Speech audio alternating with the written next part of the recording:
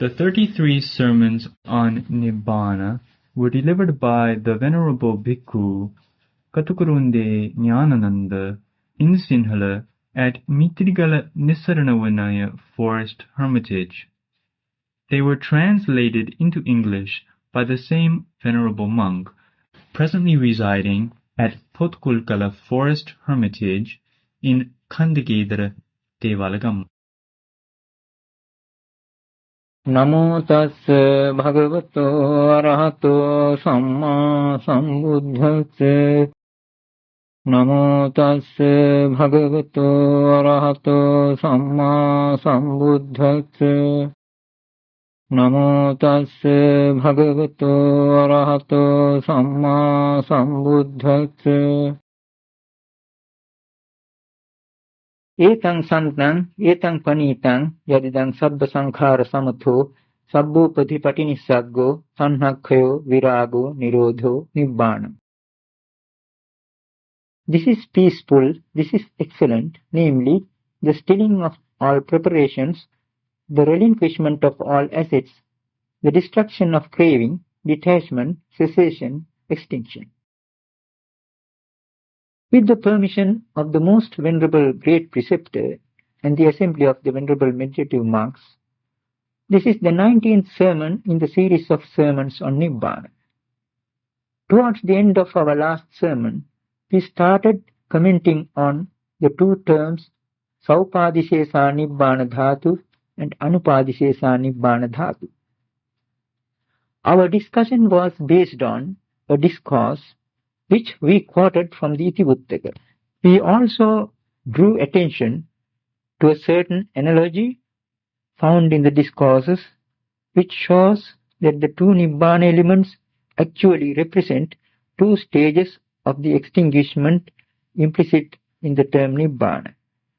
When no more firewood is added to a blazing fire, flames would subside and the logs of wood already burning go on smouldering as embers. After some time, they too get extinguished and become ashes. With regard to the Arahant too, we have to think in terms of this analogy. It can be taken as an illustration of the two Nibbāna elements. To the extent the living Arahant is free from fresh graspings, lust, hate, and delusion do not flare up. But so long as he has to bear the burden of this organic combination, this physical frame, the Arahant has to experience certain afflictions and be receptive to likes and dislikes, pleasures and pain. In spite of all that, mentally he has access to the experience of extinguishment he has already won. It is in that sense that the Arahant is said to be in the Nibbāna element with residual clinging in his everyday life while taking in the objects of the five senses. At the last moment of the Arahant's life, even this organic body that had been grasped as upadinna has to be abandoned. It is at that moment, when he is going to detach his mind from the body, that anupadisesa parinibbāna dhātu comes in. A brief hint to this effect is given in one of the verses occurring in the Naga Sutta referred to earlier. The verse runs thus: Vita rago, vita doso, vita moho anasavo, sarirang vijahang nago, parinibbissati anasavo. The one who has abandoned lust, hate and delusion and is influx free, that elephant of a man, on giving up his body will attain full appeasement, being influx free. If we define in brief the two Nibbāna elements this way, a more difficult problem confronts us relating to the sense in which they are called Diṭṭha Dhammika and Samparāyika.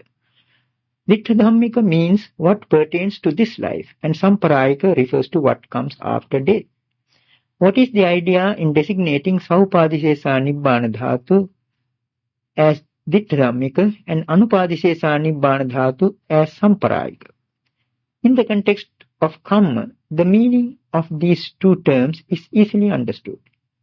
But when it comes to Nibbāna, such an application of the terms would imply two types of Nibbānic bliss, one to be experienced here and the other hereafter.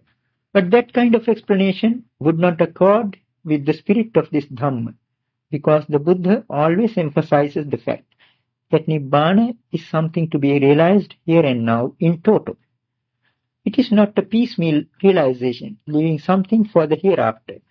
Such terms like Dittheva Dhamme, in this very life, Sanditthika, here and now, and Akalika, timeless, emphasize this aspect of Nibbāna.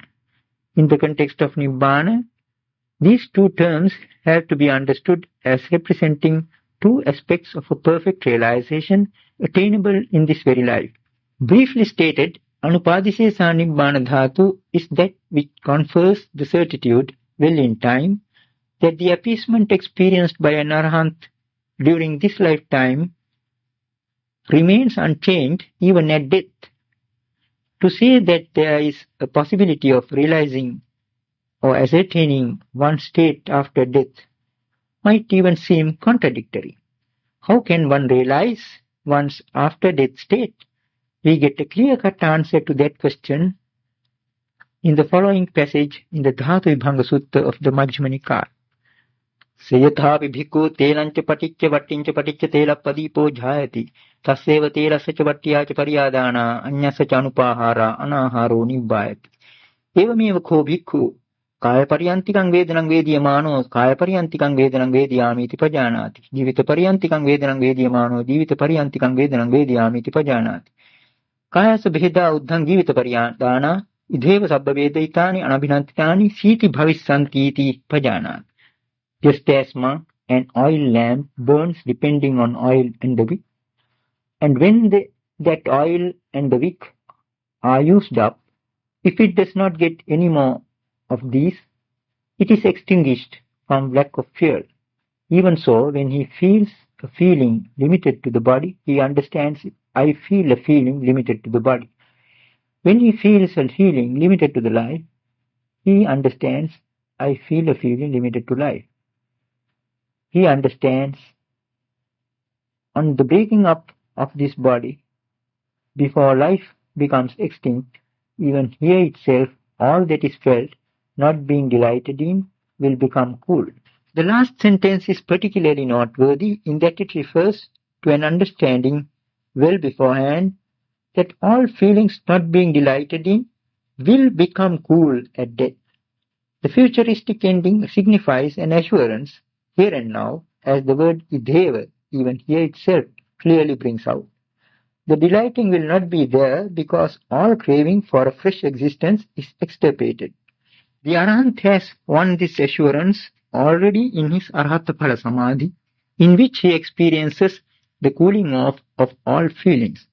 That is why we find the Arahants giving expression to their Nibbānic bliss in the words Sīti bhūtosmi nibbūto, grown cool am I, extinguished. Since for the Arahant this cooling off of feelings is a matter of experience in this very life, this realization is referred to as Anupada Parinibbāna in the discourses. Here we seem to have fallen into another track. We opened our discussion with an explanation of what Anupadisesa Parinibbāna is. Now we are on Anupada Parinibbāna. How are we to distinguish between these two? Anupadisesa Parinibbāna comes at the last moment of the Arahant's life, when this organic combination of elements, grasped par excellence, upadina, is discarded for good. But Anupada Parinibbāna refers to the Arahata Phala Samadhi as such, for which even other terms like Anupada Vimokha are also applied on occasion. As the term Anupada Parinibbāna signifies, the Arahant experiences even in this very life that complete extinguishment, Parinibbāna, in his Arahata Phala Samadhi. This fact is clearly brought out in the dialogue between Venerable Sariputta and Venerable Punnamantaniputta in the Rathavinita Sutta of the Majjhima Nikāya. Venerable Sariputta's exhaustive interrogation ending with Kimattan charahiyauso bhagavati brahmacharyam bussati. For the sake of what then, friend, is the holy life lived under the Exalted One, gets the following conclusive answer from Venerable Tunnamantani Putta. Anupada parinibbānatthaṃ ko āvso bhagavati brahmacharyam vussati. Friend, it is for the sake of perfect Nibbāna without grasping that the holy life is lived under the Exalted One. As the goal of endeavor, Anupada Parinibbāna surely does not mean the ending of life. What it implies is the realization of Nibbāna. It is that experience of the cooling off of feelings the Arahant goes through in the Arahatapala Samadhi. It is sometimes also called Nirupadi, the assetless. Here we have a problem of a semantic type. At a later date, even the term Nirupadisesa seems to have come into vogue, which is probably a coinage forged after the term Anupadisesa. Nowhere in the discourses one comes across the term Nirupadisesa Varinibbāna. Only such terms as Nirupadi, Nirupadi, Nirupadi Dhamma are met with. They all refer to that Arahatapala Samadhi. As for instance, in the following verse, which we had occasion to quote earlier too. Kāyena amatang dhātum pusayitva nirupadhim upadhi patinissaggang satchikatva nāsavo deseti samma sambuddho asokam virajam padam. Having touched with the body the deathless element, which is assetless, and realized the relinquishment of assets, being influx-free, the perfectly enlightened one proclaims the sorrowless, taintless state. To proclaim, one has to be alive. Therefore, Nirupati is used in the discourses definitely for the Arahatapala Samadhi, which is a living experience for the Arahant. Anupada Parinibbāna, Anupada Vimukha and Nirupadi all refer to that experience of the cooling off of feelings. This fact is clearly revealed by the following two verses in the Vedana Samyutta of Samyutta Nikāya. Samahito sampajano sato buddhasa savako vedanaca pajanati vedanananca sambhavam yattha ceta nirujjanti magganca khayadaminam vedananam khaya bhikkhu nikṣāto parinibbhati. In this couplet, the experience of the fruit of Arahanthood is presented under the heading of feeling. The disciple of the Buddha, concentrated, fully aware and mindful, understands feelings, the origin of feelings, and the point at which they surcease, and the way leading to their extinction. With the extinction of feelings, that monk is hungerless and perfectly extinguished. The reference here is to that bliss of Nibbāna which is devoid of feeling, avedayita sukha. It is hungerless because it is free from craving. The perfect extinguishment mentioned here is not to be understood as the death of the Arahant. In the discourses, the term Parinibbhata is used as such even with reference to the living Arahant. Only in the commentaries we find a distinction made in this respect. The Parinibbāna of the living Arahant is called Kilesa Parinibbāna, the perfect extinguishment of defilements, while what comes at the last moment of an Arahant's life is called Khanda Parinibbāna, the perfect extinguishment of the groups or aggregates. Such a qualification, however, is not found in the discourses.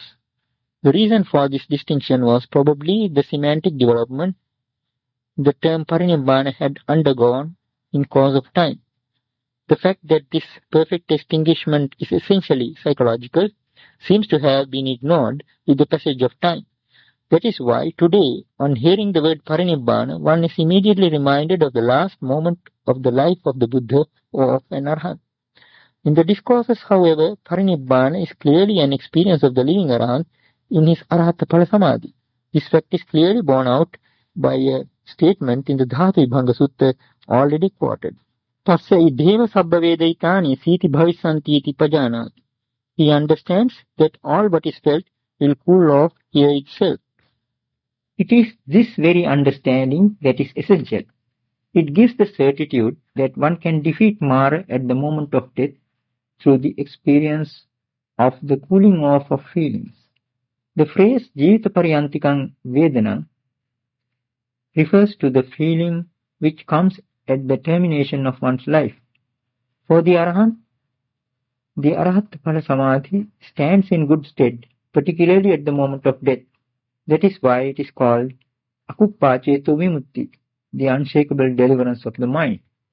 All other deliverances of the mind get shaken before the pain of death, but not this unshakable deliverance of the mind, which is the realization of extinguishment that is available to the Arahant already in the Arahatapala Samadhi, in the experience of the cooling off of feelings. It is this unshakable deliverance of the mind that the Buddha and the Arahants resort to at the end of their lives when Mara comes to grab and seize. So now we can hark back to that verse which comes as the grand final in the long discourse from Itivuttaka we have already quoted.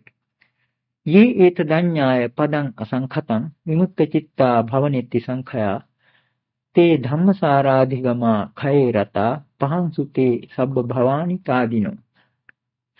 This verse might appear problematic as it occurs at the end of a passage dealing with the two Nibbāna elements.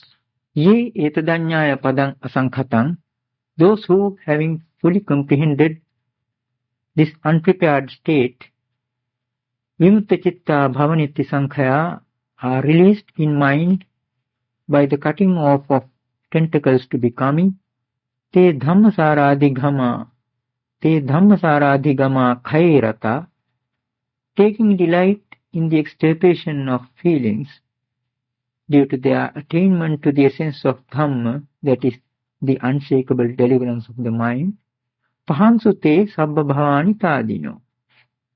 Being steadfastly such-like, they have given up all forms of becoming. The last line is an allusion to the experience of the cessation of existence here and now, which in effect is the realization of Nibbāna. True to the definition bhavanirodho Nibbāna, cessation of existence is Nibbāna. It is that very cessation of existence that is called asankhata dhatu, the unprepared element. If bhava or existence is to be called sankhata, the prepared, the cessation of existence has to be designated as asankhata, the unprepared. Here lies the difference between the two.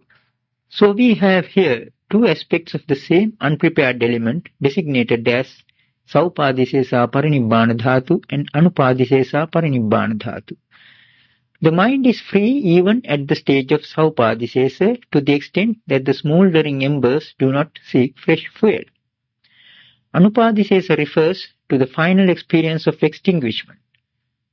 There, the relevance of the term Parinibbāna lies in the fact that at the moment of death, the Arahants direct their minds to this unshakable deliverance of the mind.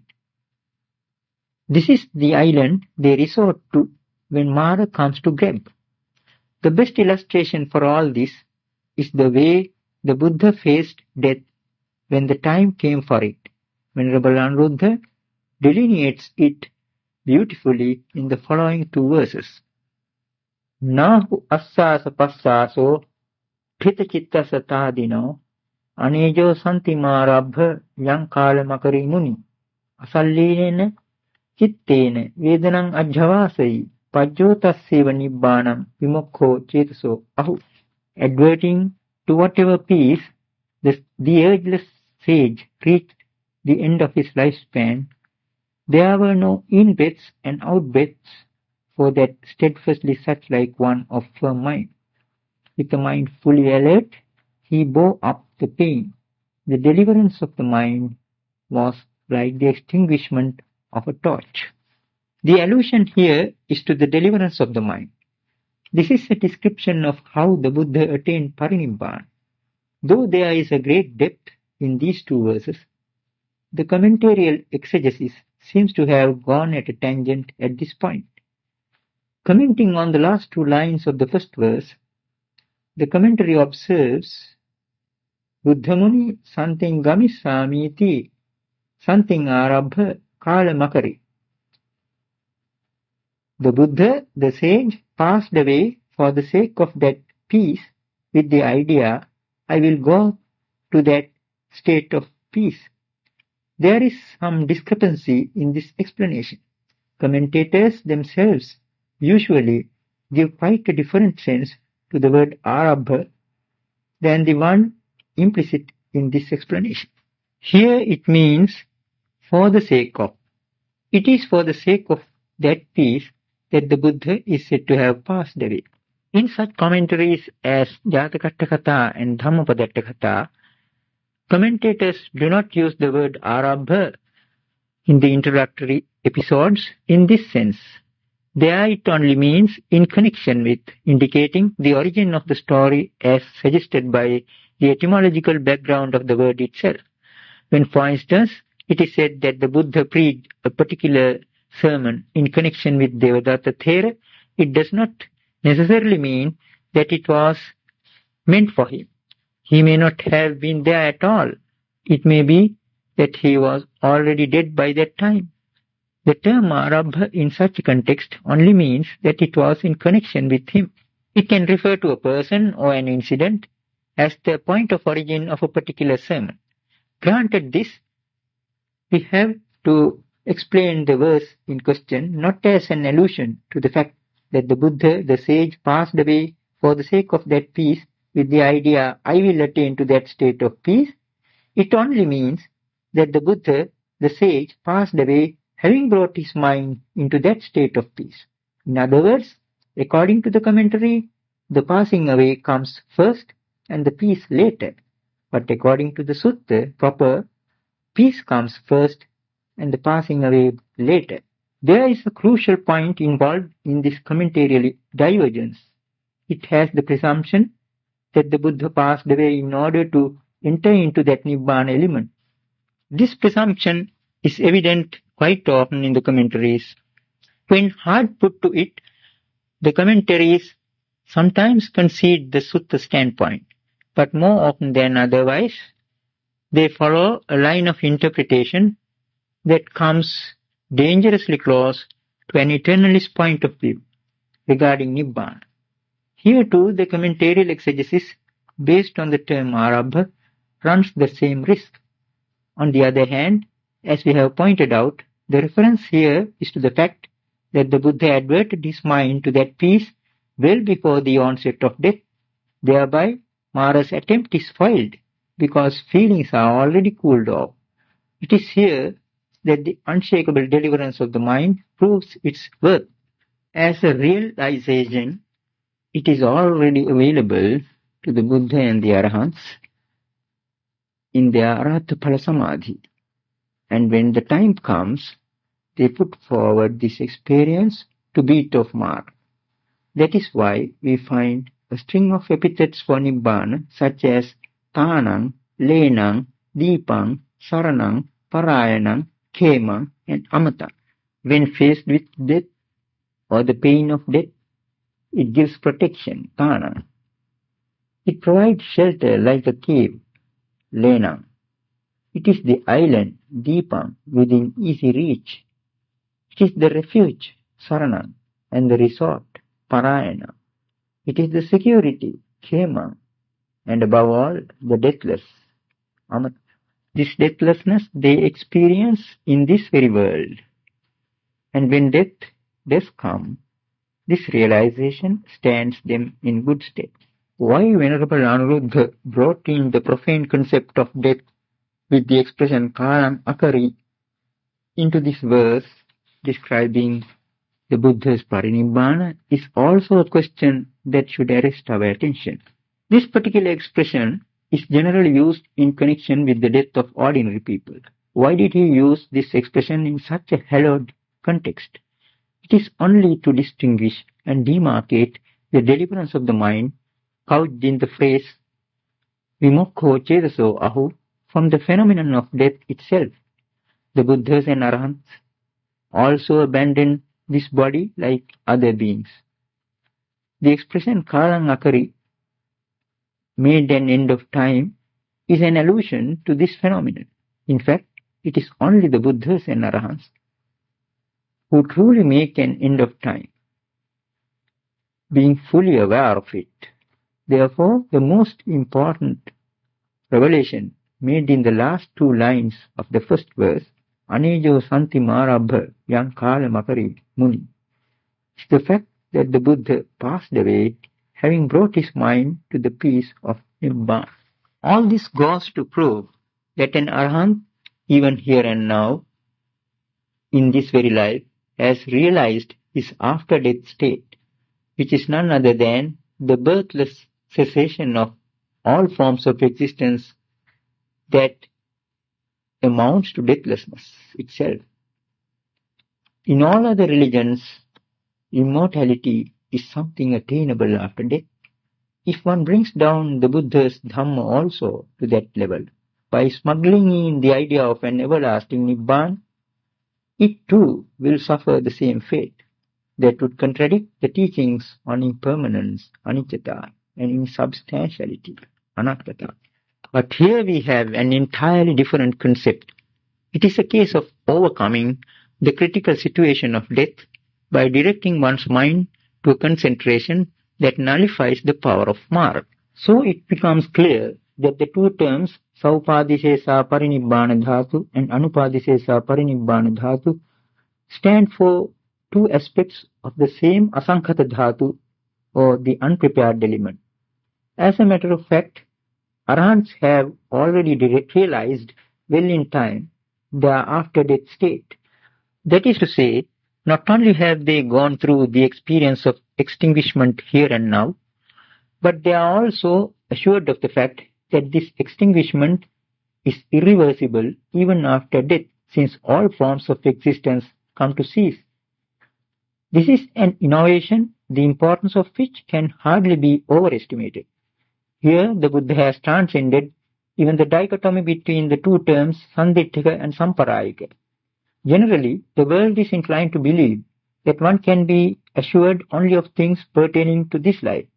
In fact, the word Sanditthika literally means that one can be sure only of things visible here and now. Since one cannot be sure of what comes after death, worldlings are in the habit of investing faith in a particular teacher or in a god. To give a clearer picture of the principle involved in this statement, let us bring up a simple episode concerning Siha the General, included among the fives of Anguttara Nikaya. It happens to center on Dana Katha, or talks on liberality. Let it be a soft interlude after all these abstruse discourses. Siha the General is a wealthy benefactor endowed with deep faith in the Buddha. One day he approaches the Buddha and asks the question, Sakka nukho bhante sanditthikam dhanaphalam paññāpetum. Is it possible, Lord, to point out an advantage or fruit of giving visible here and now?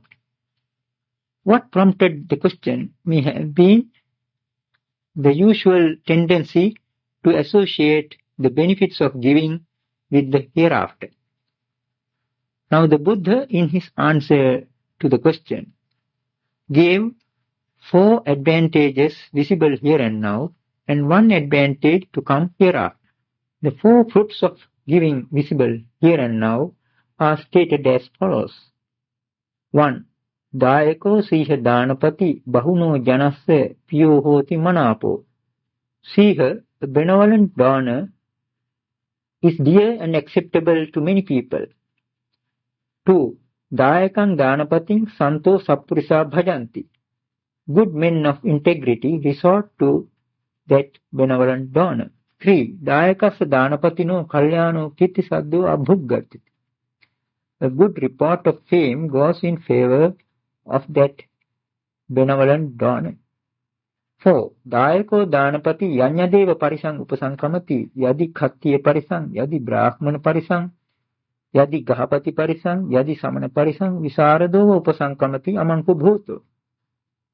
Whatever assembly that benevolent donor approaches, be it an assembly of kings, of Brahmins, of householders, of recluses, he approaches with self-confidence, not crestfallen. These 4 fruits or advantages are reckoned as sanditthika because one can experience them here and now. In addition to these, the Buddha mentions a 5th, probably by way of encouragement, though it is outside the scope of the question. Dayako siha dhanapati kayasa bheda parammarana sugating sargang logam upapajyati.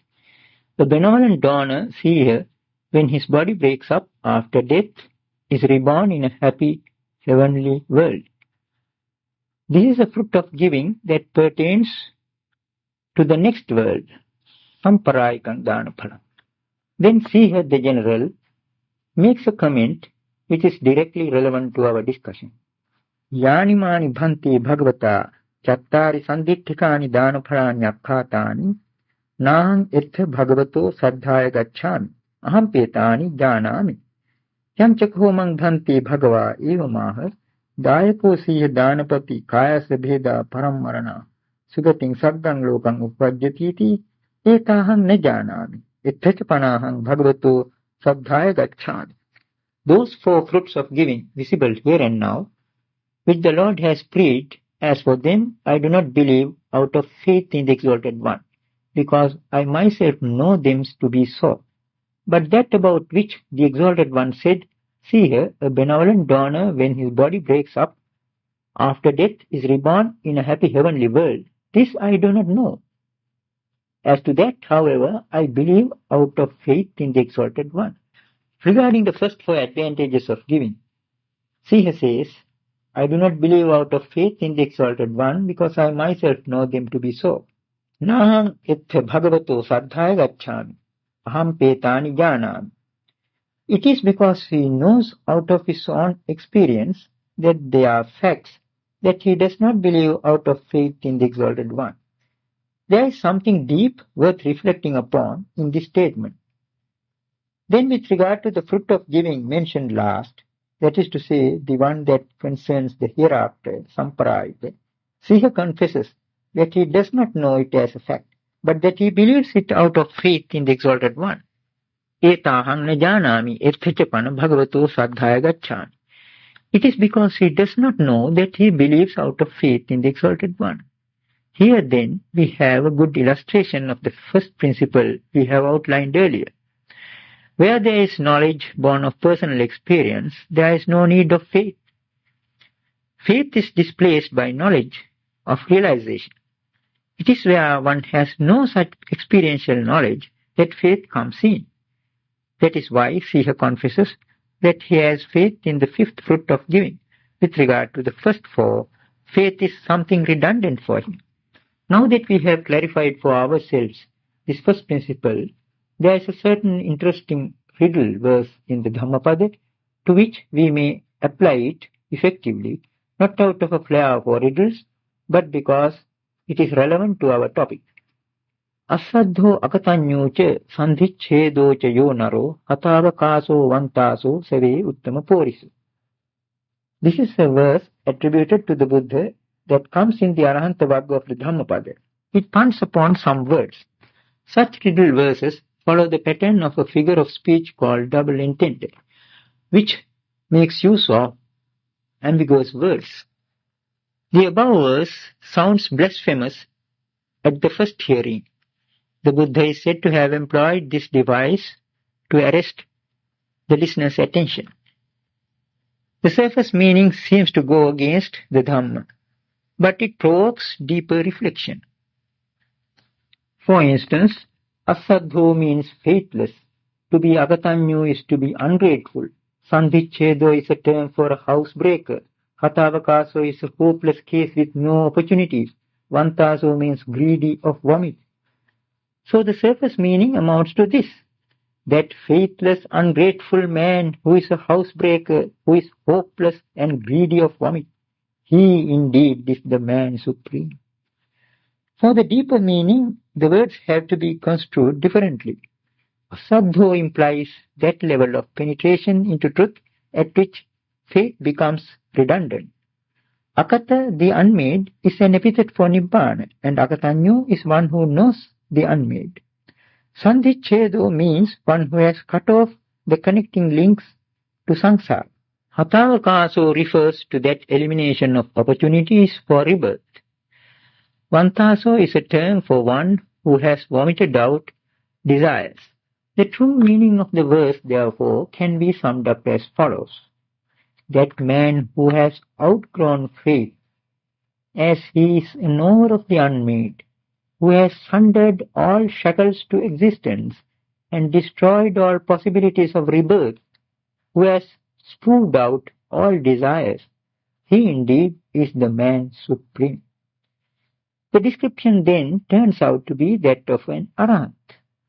Asaddho as an epithet for the arahant follows the same norm as the epithet asekho. Sekha, meaning learner, is a term applied to those who are training for the attainment of arahanthood from the stream winner, sotapanna, upwards. Literally, asekha could be rendered as unlearned or untrained, but it is certainly not in that sense that an arahant is called asekha. He is called asekha in the sense that he is no longer in need of that training. That is to say, he is an adept. Asaddho too has to be construed similarly. As we have mentioned before, the arahant has already realized the cessation of existence in his arahata phala samadhi, thereby securing the knowledge of the unmade, akata, or the unprepared, asankhata. The term agatanyo highlights that fact of realization. The most extraordinary and marvelous thing about the realization of Nibbāna is that it gives an assurance not only of matters pertaining to this life, sanditthika, but also of what happens after death, samparayika. In other words, the realization of the cessation of existence. Nibbāna, as the realization here and now of the cessation of existence, bhavanirodho Nibbāna, carries with it the assurance that there is no more existence after death. So there is only one asankhata dhātu. The verse we already quoted to ends with the words pahansu te sabba bhavani tādino. Those steadfastly such-like ones have given up all forms of existence. One thing should be clear now. Though there are two Nibbāna elements called Saupadhisesa Nibbāna dhātu and Anupadhisesa Nibbāna dhātu, there is no justification whatsoever for taking Anupadhisesa Nibbāna dhātu as a place of eternal rest for the arahants after death and everlasting immortal state. The deathlessness of Nibbāna is to be experienced in this world itself. That is why an arahant is said to feast on ambrosial deathlessness, amatam paribhunjati, when he is in arahata phala samadhi. When it is time for death, he brings his mind to this samadhi, and it is while he is partaking of ambrosial deathlessness that Mara quietly takes away his body. An arahant might even cremate his own body as if it is another's. Now we are at an extremely deep point in this Dhamma. We have to say something in particular about the two terms sankhata and asankhata. In our last sermon, we happened to give a rather unusual explanation of such pairwise terms like the hither shore and the farther shore, as well as the mundane and the supramundane. The two terms in each pair are generally believed to be far apart, and the gap between them is conceived in terms of time and space. But we compare this gap to that between the lotus leaf and the drop of water on it, availing ourselves of a simile offered by the Buddha himself. The distance between the lotus leaf and the drop of water on it is the same as that obtains between the hither shore and the farther shore, between the mundane and the supramundane.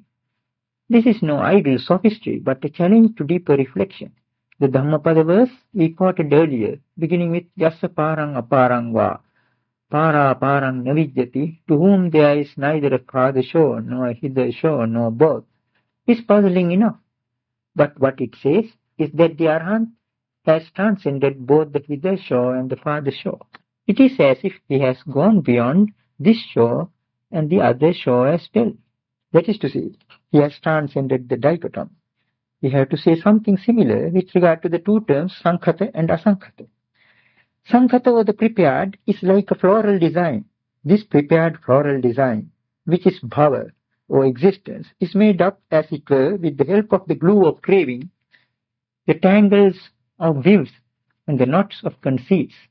If one removes the glue, disentangles the tangles, and unties the knots, the sankhata, or the prepared, itself becomes asankhata, the unprepared. Then and there, the same floral design, which was the sankhata, has now become asankhata. This itself is the cessation of existence, bhavanirodho.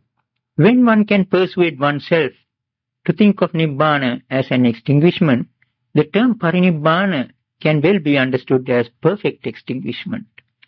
The Parinibbāna of the Arahant Dabbamallaputta is recorded in the Udana as a special occasion at which the Buddha uttered the paean of joy. Venerable Dabbamallaputta was an Arahant gifted with marvelous psychic powers, specializing in miracles performed by mastering the fire element, Tejo Dhatu. His Parinibbāna too was a marvel in itself. When he found himself at the end of his lifespan, he approached the Buddha and informed him of it as if begging permission, with the words, Parinibbāna kālo me dāni sugata. It is time for me to attain Parinibbāna, or well gone one. And the Buddha too gave permission with the words, Yasadani tvang dabba kālaṃ maññasi. Dabba, you may do that for which the time is fit. As soon as the Buddha uttered these words, Venerable Dabbamallaputta rose from his seat, worshipped the Buddha, circumambulated him, went up into the sky, and sitting cross-legged, aroused the concentration of the fire element, and rising from it, attained Parinibbāna. As his body, thus miraculously self-cremated, burnt in the sky, it left no ashes or soot. This was something significant that fits in with the definition of Nibbāna so far given. That is probably why the Buddha is said to have uttered a special verse of uplift or paean of joy at this extinguishment, which was perfect in every sense. Abhedikāyo nirodhi saññā vedana sīti rahang susabbā upasaming susankhārā viññānaṃ atthmagama. Body broke up, perceptions ceased, all feelings cooled off, preparations calmed down, consciousness came to an end. This event was of such a great importance that though it occurred at Veluvanārāma in Rajagaha, the Buddha related the event to the congregation of monks when he returned to Savatthi. It was not an incidental mention in reply to a particular question, but a special peroration recounting the event and commemorating it with the following two Udana verses, which so aptly constitute the grand finale to our Udana text. Ayoghana hatasseva jalato jata vedaso anupubbopasantass yathāna ñāyate gati evaṃ sammā vimuttānaṃ kāma bandhogatarinam paññāpetum gati natti pattānaṃ achalam sukham. Just as in the case of a fire blazing like a block of iron in point of compactness, when it gradually calms down, no path it goes by can be traced. Even so, of those who are well released, who have crossed over the floods of shackles of sensuality and reached bliss unshaken, there is no path to be pointed out. We have deviated from the commentarial interpretation in our rendering of the first two lines of the verse. The commentary gives two alternative meanings, probably because it is in doubt as to the correct one. Firstly, it brings in the idea of a bronze vessel that is being beaten at the forge with an iron hammer, giving the option that the gradual subsidence mentioned in the verse may apply either to the flames or the reverberations of sound arising out of it. Secondly, as a some say so viv, hechit bāda, it gives an alternative meaning connected with the ball of iron beaten at a forge. In our rendering, however, we had to follow a completely different line of interpretation, taking the expression ayoghana hatassa as a comparison. Ayoghana hatassa iva, for the blazing fire, jalato jata vedaso. On seeing a fire that is ablaze, one gets a notion of compactness as on seeing a red-hot block of solid iron. In the Dhammapada verse beginning with Seyo ayogulo bhutto, tatto aggisikupamo, better to swallow a red-hot iron ball that resembles a flame of fire, a cognate simile is employed somewhat differently. There, the ball of iron is compared to a flame of fire. Here, the flame of fire is compared to a block of iron. All in all, it is highly significant that the Buddha uttered 3 verses of uplift in connection with the Parinibbāna of the Arahant Venerable Dabbamallaputta. The most important point that emerges from this discussion is that Nibbāna is essentially an extinction or extinguishment. An extinguished fire goes nowhere. In the case of other arahants, who were cremated after their parinibbāna, there is a leftover as ashes for one to perpetuate at least the memory of their existence. But here Venerable Dabbamallaputta, as if to drive a point home, through his psychic powers based on the fire element, saw to it that neither ashes nor soot will mar his perfect extinguishment in the eyes of the world. That is why the Buddha celebrated it with these special utterances of joy. So then, the cessation of existence is itself Nibbāna. There is no everlasting immortal Nibbāna awaiting the arahants at their parinibbāna. That kind of argument the commentaries sometimes put forward is now and then advanced by modern day writers and preachers too in their explanations. When it comes to Nibbāna, they resort to two pet parables of recent origin: the parable of the tortoise and the parable of the frog. In the former, a tortoise goes down into the water, and the fishes ask him where he came from. The tortoise replies that he came from land. In order to determine what sort of a thing land is, fishes go on asking the tortoise a number of questions based on various qualities of water. To each question, the tortoise has to reply in the negative, since land has none of the qualities of water. The parable of the frog is much the same. When it gets into water, it has to say no to every question put by the toad, still unfamiliar with land. To make the parables convincing, those negative answers, the no-nos, are compared to the strings of negative terms that are found in the sutta passages dealing with the Arahata Phala Samadhi, which we have already quoted. For instance, to prove their point, those writers and preachers would resort to the famous Udana passage beginning with Atti bhikkhave tadayatanam yattha neva pathavina apunna tejo na vayo, etc. There is amongst that sphere in which there is neither earth, nor water, nor fire, nor air, etc. But we have reasonably pointed out that those passages do not in any way refer to a nondescript realm into which the arahants enter after their demise, a realm that the tortoise and the frog cannot describe. Such facile explanations contradict the deeper teachings on the cessation of existence and dependent arising, and not self. They create a lot of misconceptions regarding Nibbāna as the ultimate aim. The purpose of all those arguments is to assert that Nibbāna is definitely not an annihilation. The ideal of an everlasting Nibbāna is held out in order to obviate nihilistic notions. But the Buddha himself has declared that when he is preaching about the cessation of existence, those who held on to eternalist views wrongly accuse him for being an annihilationist, who teaches about the annihilation, the destruction, and non-existence of a truly existing being. Sato sattassa uchedam vinasam vibhavam panyapeti. On such occasions, the Buddha did not in any way incline towards eternalism in order to defend himself. He did not put forward the idea of an everlasting Nibbāna to counter the accusation.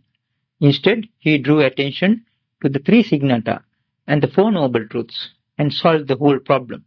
He maintained that the charge is groundless and utterly misconceived, and concluded with the memorable declaration, Ubbecahang etarahiche dukkhancheva panyapemi dukkhasya nirodha.